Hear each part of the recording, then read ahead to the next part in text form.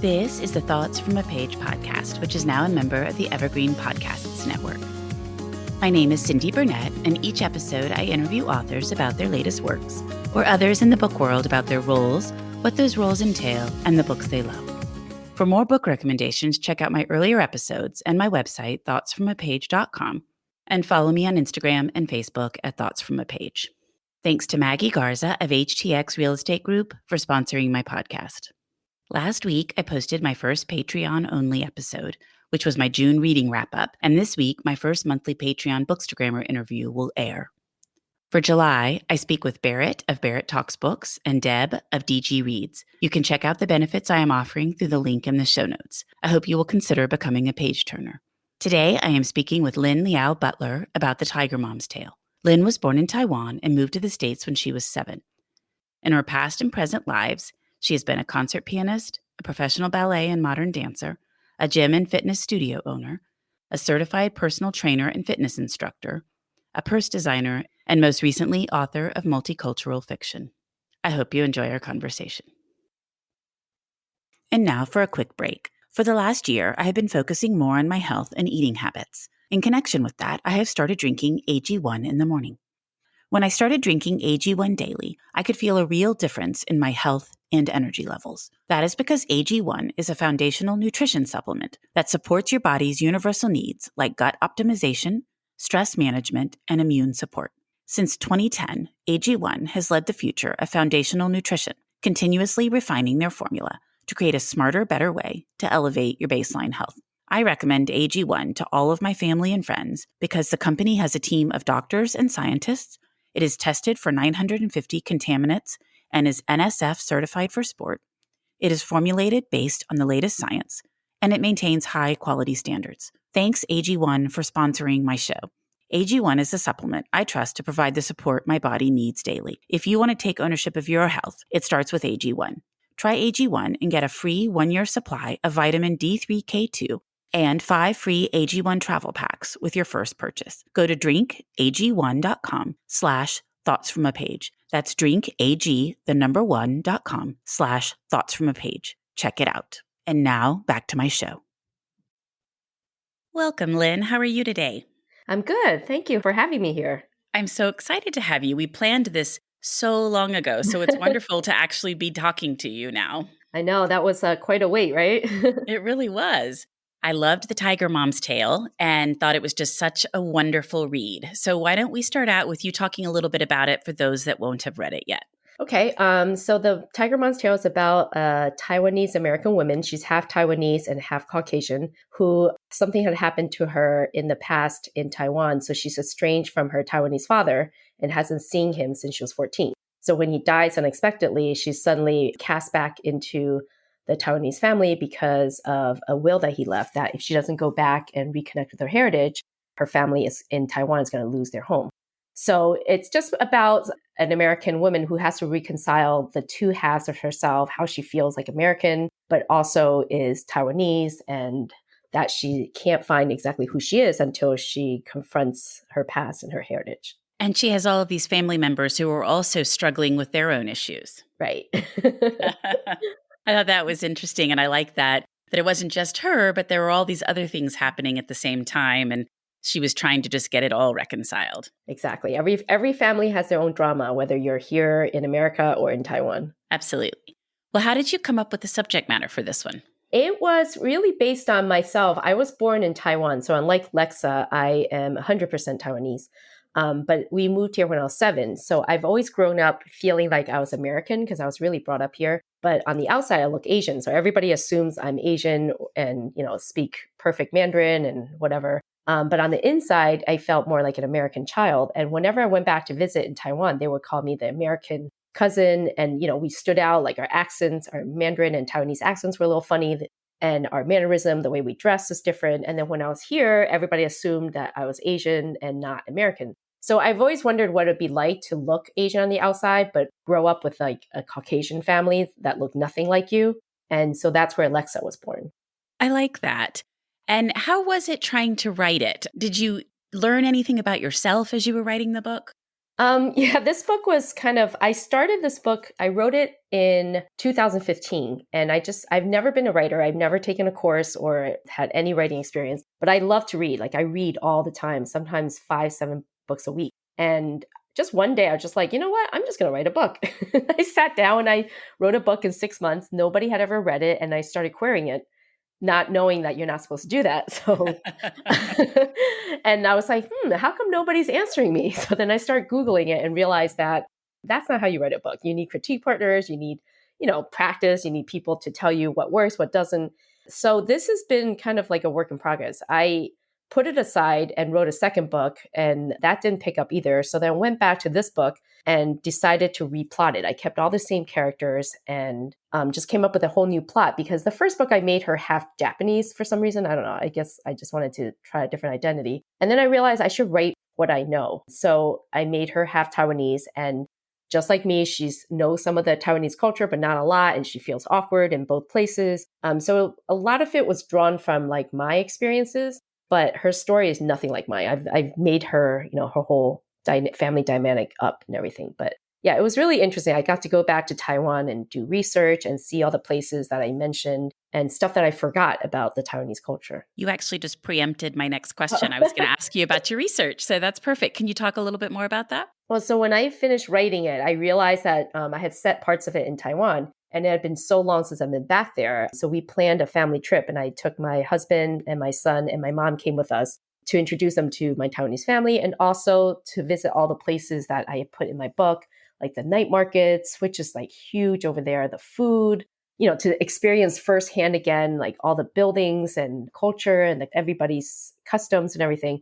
So it was great. I took a lot of pictures so that when I came back, I could describe the setting, based on the pictures in case I forgot what it was like. And it was just it was a great trip. It was part family, part work research. And it really, I think, enhanced the Taiwanese sections more than if I had just gone from my memory.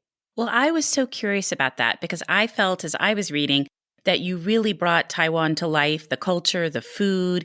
It was also vivid. And then when I looked on Goodreads, that was like the number one thing almost every reviewer said, was that she just brought everything to life so vividly, so descriptively. I felt I was there. I want to eat the food. Clearly, that's resonating with readers. Did you really set out to be so descriptive, or does that come naturally to you? Nope. I didn't even know my book was about food until I started seeing those reviews. I was just kind of writing what, like I said, like what I was experiencing and seeing. So that the description, I always thought I was really bad at descriptions and not gave enough. So that was a big surprise. And then the fact that so many people picked up on the food, I guess for me as a Taiwanese person, food is such a big part of our culture. I mean, Taiwanese people, all they do is eat. Like when we were there, my husband was like, is this all we're going to do is eat? Like, are we going sightseeing? I'm like, no, we're just going to eat our way through Taiwan. Yeah, exactly. he's like, how do you guys stay so thin and eat so much? Like he couldn't understand. And I was like, that's the Taiwanese culture, the street food, the Taiwanese like snacks, the night markets, the day markets. There's just food everywhere. And so I guess that came through in my writing without me meaning to do that. So I guess it's a good thing. Oh, it's a very good thing. Because that's my favorite type of book to read, is where I feel like I'm truly transported somewhere, and you definitely did that. Oh, good. Well, what do you hope your readers take away from this book?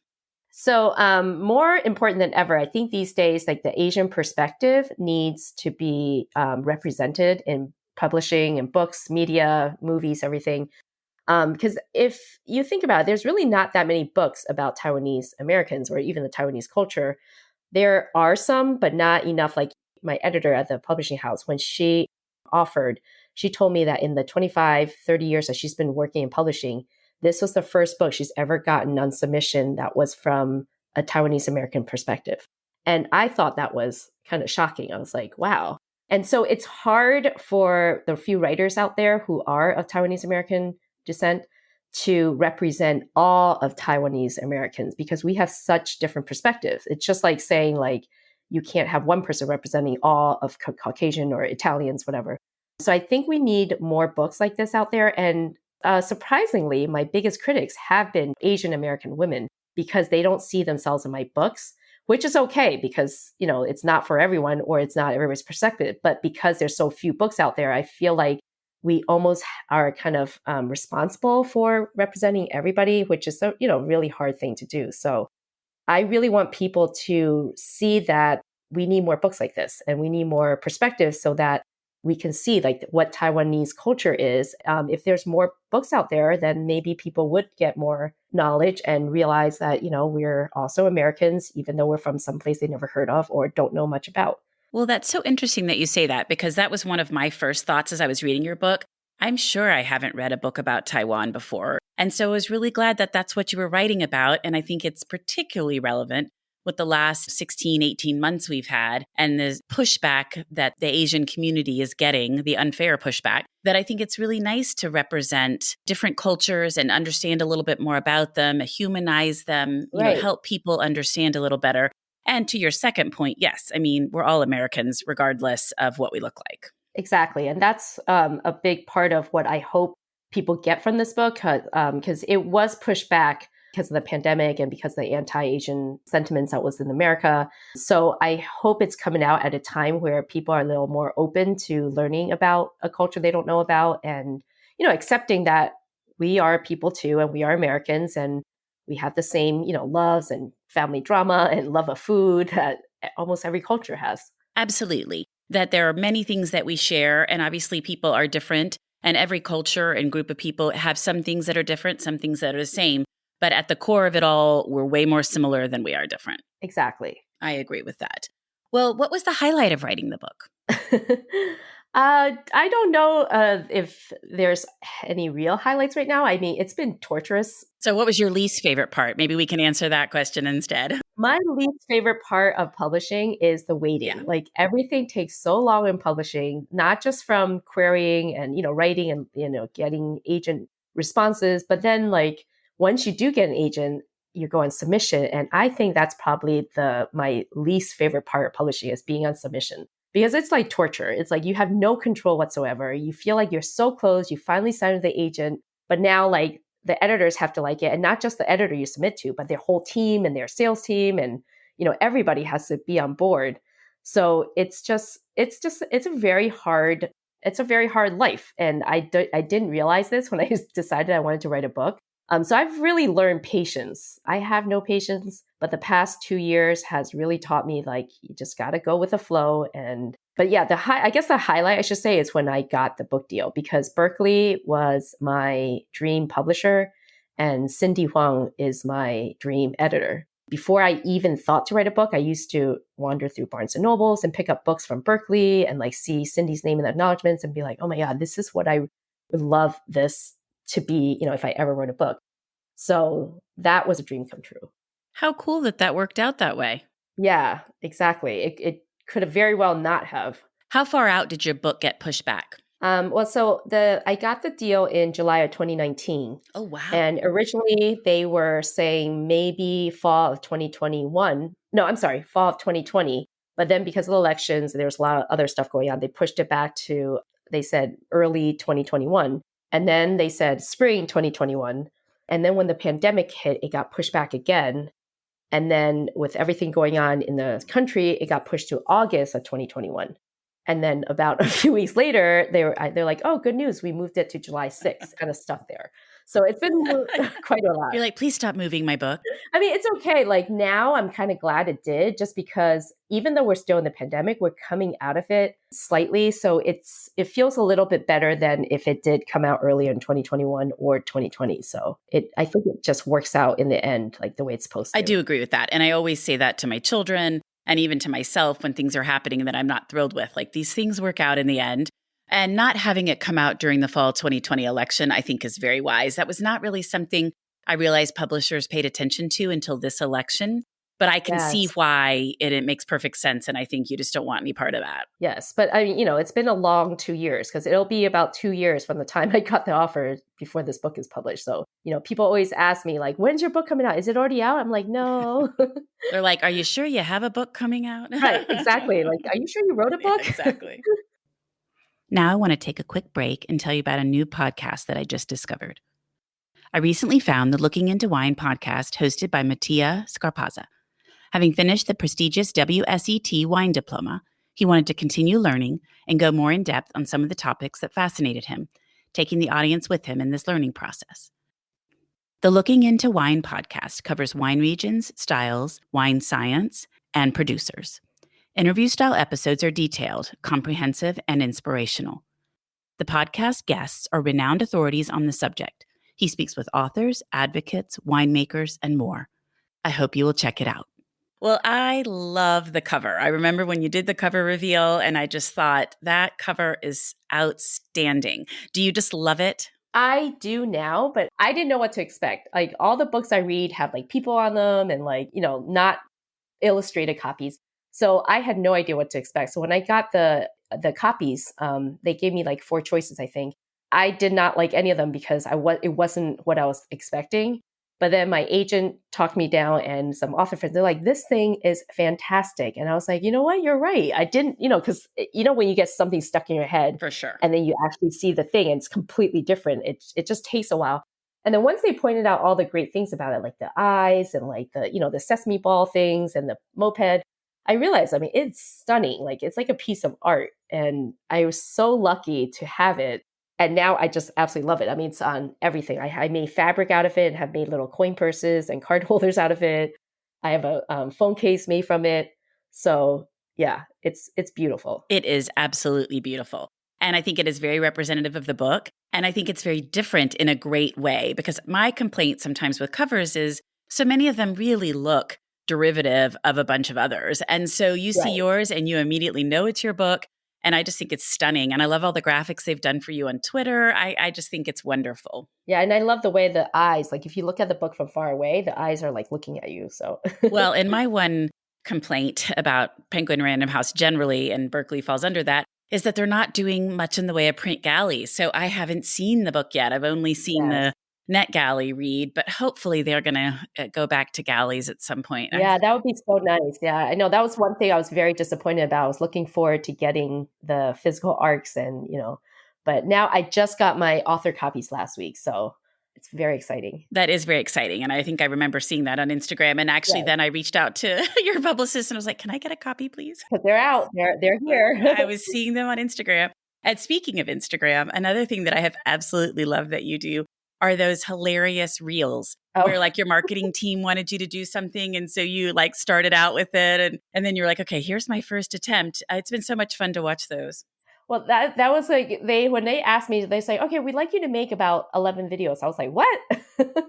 And they gave me a script and stuff. And they were like, try to figure out reels. And so I had no idea what I was doing at that time. And then when I actually sat down to record what they wanted me to say, I could not for the life of me speak. Like I kept stumbling over my words. I forgot my name. I was like, hi, I'm Lynn. And then it was like dead silence. And I forgot the name of my book. I held things upside down. I dropped things. It was like just hilarious. So I was like, you know what? I'm just going to make bloopers out of these. And the blooper reels actually took off and I think are doing better than my actual videos that I recorded. So it kind of turned into and then like they found out stuff from me about the interview, like that I was ambidextrous and I could write with both hands at the same time. And they're like, we need proof. So I made them a reel. And so it kind of started as a joke. And now it's just like this fun thing that I do to keep my pre-launch anxiety under control. So whenever I start to feel my blood pressure rise, I go make a reel. Well, I have thoroughly enjoyed them. And I just think it's so much fun because everybody sees kind of the regular videos, but to see the kind of behind the scenes or when it's not going so well, and you're so funny that I just think that they're highly entertaining, and I have loved that.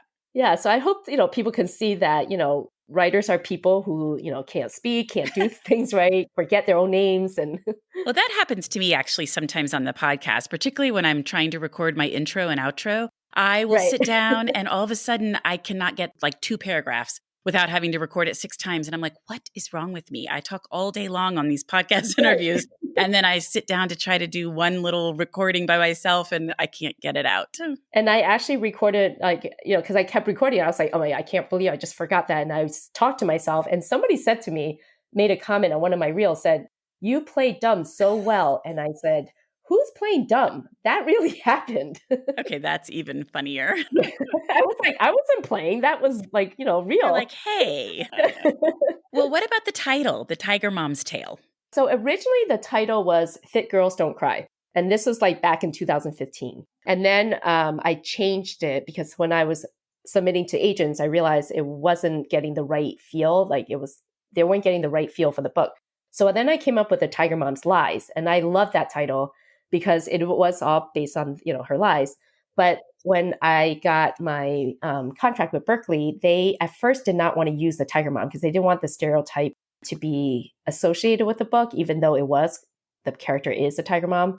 And also they didn't want the word lies in it because they felt like that was overused and also kind of gives away the plot or something. So we came up with, like, for 8 months, we brainstormed, I think, like 85 titles, maybe more. And I mean, they came from serious ones like The Last Taiwanese Summer to like really ridiculous ones like Her Father's Sesame Balls. That was my favorite one. I really wanted the book to be called that. Okay, that would have been hilarious. It might have sounded like a porn book, though. Well, yeah, exactly, because it opens with a Lexa eating a sesame ball and thinking about her father. So that probably wasn't the best title, but it was just ridiculous. Like, we went through so many titles, and after 8 months, my editor said to me, the Tiger Mom's starting to grow on me. You're like, of course it is now. Of course, right. After we went through like so many, and then somebody I think it was sales or one of the teams said, how about tail instead of lie? And so then we settled on that. But yeah, we came up with some crazy ones. That's pretty funny. What I have found when I ask authors this question is either there was a title at the beginning and it stuck all the way through, or they go through what you're describing. Nobody says we tried 3 titles. It's either one title or 150 titles, yeah. And it's hard to settle on it. But I like this one. I think it works really well for the book. Oh, good. So I know you have another book coming out next year. Do you want to talk a little bit about that? And I've already seen the beautiful cover for it also. Yeah. So the second book is coming out February 8th, 2022. So only 7 months after this one. Oh, I didn't realize that it was coming out that quick. Okay. So that's why you have the cover. And yes. Okay. I'm not sure why it's coming out so quick because usually they wait at least a year or 10 months, but maybe because the first one got pushed back. But the second book was already written by the time I got my offer for the first book, because that second book was the second book I queried agents with. And my agent, Rachel Brooks, had actually requested the full of that second book and loved the concept, but she didn't like the way I executed it. So when I submitted to her for Tiger Mom's Tale, she remembered me. And so when we were on submission with the Tiger Mom's Tale, she's like, okay, let's talk about that book. She's like, I really like the concept. I say, I have a way to fix it, to address her issues. So while we were in submission, we actually edited that book. So by the time Cindy made the offer, I was able to tell her when she asked, like, do you have something else in the works? And I told her all about it verbally. So they bought it on a 2-book deal. So, which was great because that meant both my books that I had written is going to be published, because the third book is actually a rewrite of that first book I wrote in 2015. So it's called Red Thread of Fate, and hopefully that title stays. It used to be called Her Little Secret, but again, they thought that was too generic. Or a thriller sounding, that kind of sounds like a thriller to me. Right, exactly. And, funny that you say that, because my editor said there are elements of domestic suspense in it. She's like, it was surprisingly suspenseful for women's fiction. It's also about Taiwanese American woman, but she's married to a mainland Chinese man. And they're about to go to China to adopt a little boy. And the husband, Tony, is killed in an accident with his estranged cousin. And Tam, the main character, finds out that she's named as the guardian to the cousin's little 5-year-old girl. So now suddenly she's going to be a single mom to a 5-year-old and a little boy in China. And she has to decide if she's going to go back to China to adopt the child. And, and there's things that happened in both the husband's past and the cousin's past that come out. And so I guess it kind of got a little suspenseful, but it's not supposed to be. That one sounds really good. And I'm excited that it's coming out so soon. Yeah. So it's really exciting that I already have the cover. We're already working on it, about to go out for blurbs. And so it's going to be really fast. Like, once this one launches, then the second one, things are going to start happening for it. So that's what I was just thinking. You're not going to have much of a break between the two. Right. So I go from waiting for 2 years to now suddenly everything on fast forward. So, and all those people that have been like, is your book coming out? You can be like, 2 of my books are coming out. Well, what about what you've read and loved recently? I read so much. And I'm one of those people that usually read about 3 books at the same time. So I'll have a physical book that I'm reading. And then on my iPhone, I have a book. And then on my iPad, I also have another book. So whatever I happen to be sitting near, I'll pick it up and start reading. So I just read And this is funny that you said Her Little Secrets was suspenseful, because I just read a book called Little Secrets by Jennifer Hillier. I think that's how you say her name. It's a suspense novel. It was so good. Like even though it was suspense, she drew the characters so well. And it's, about a mom whose little boy gets kidnapped from her care. And it was just so emotional and really such a great read. Like it wasn't just a suspense thriller. Like for me, I felt like there was like that human side of how parents feel when their child disappears. And so that one was great. I also read Accidentally Engaged by Farah Heron. It's a rom-com about an Indian woman who lives in Canada, and she pretends to be engaged to another man that her parents want to set her up with, but she didn't want to date, but they end up pretending to be engaged so that they can enter a baking contest. And then the other book I was reading at the same time was Simmer Down by Sarah Smith. She's also a Berkeley author, and she is Filipino living in Maui with a food truck. And it's a romance. So like you can see, I read all genres. I love all genres. And anytime somebody recommends me a book, I'll pick it up and read it. I'm impressed that you're able to get through 5 to 7 books a week. I wish I could do that. Well, I don't do that right now. That was before when I wasn't writing. Yeah, when you're waiting for your book to come out too, I guess. You're like, I've got a lot of time. I need to be reading.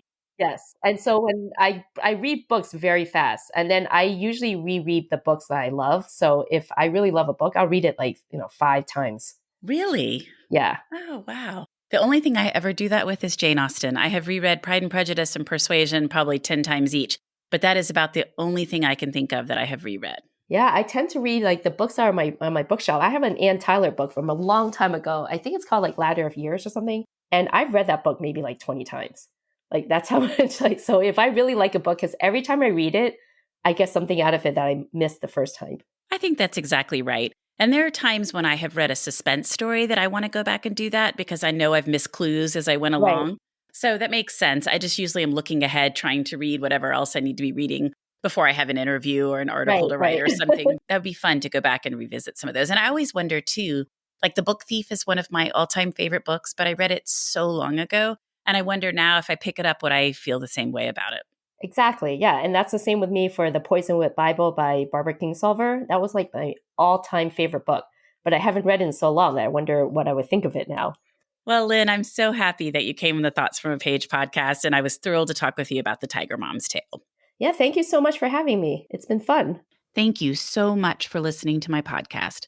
If you like this episode, and I hope you did, please consider joining my Patreon as a page turner. Follow me on Instagram at Thoughts from a Page. Tell all of your friends about the podcast and rate it or subscribe to it wherever you listen to your podcasts. I would really appreciate it. The book discussed today can be purchased at the Conversations from a Page bookshop storefront, and the link is in the show notes. Thanks to Maggie Garza for sponsoring this episode, and I hope you'll tune in next time.